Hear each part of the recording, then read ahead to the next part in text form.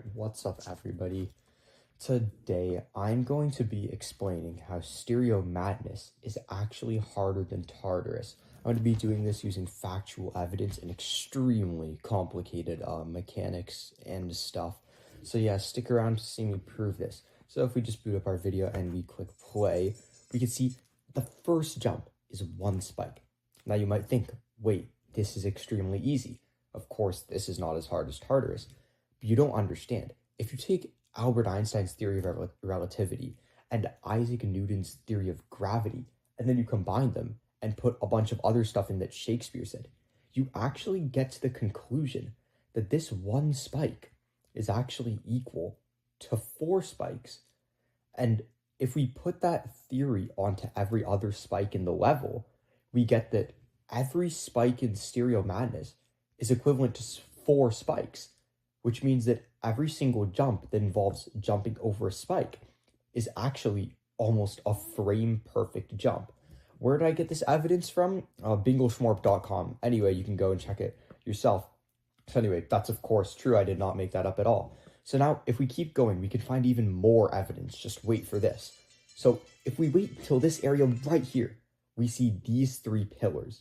Now to you, these may just look like pillars, but that is because you do not have the mind of a scientist. These pillars could also theoretically represent a staircase.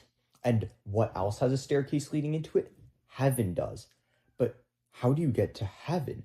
You have to die, which means by jumping up this staircase, you have a 90% chance of dying in real life. Where did I get this from?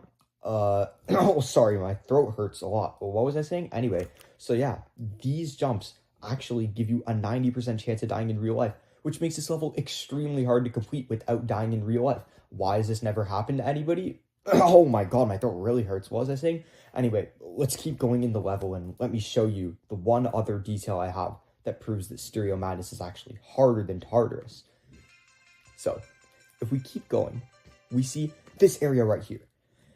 Right here, you have to jump over a pit.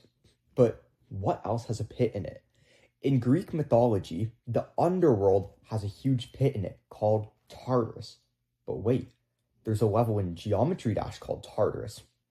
And if we link these two together, that means that this jump right here over the pit is actually harder than all of Tartarus. Where did I get this information from? Diddlemonger.ca. Anyway, so with all this information combined, we realize if we just go to any part in stereo madness, we can figure out that that part is extremely hard. Like these spikes, remember when I said 1 spike equals 4 spikes? Bam, this jump is actually a 480 FP, a Hertz 60 frame perfect, bam.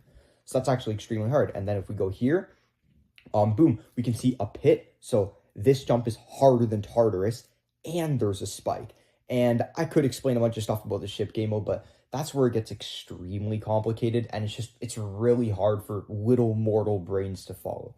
So anyway, guys, if you enjoyed me proving how stereo madness is actually harder than Tartarus, make sure to like and subscribe.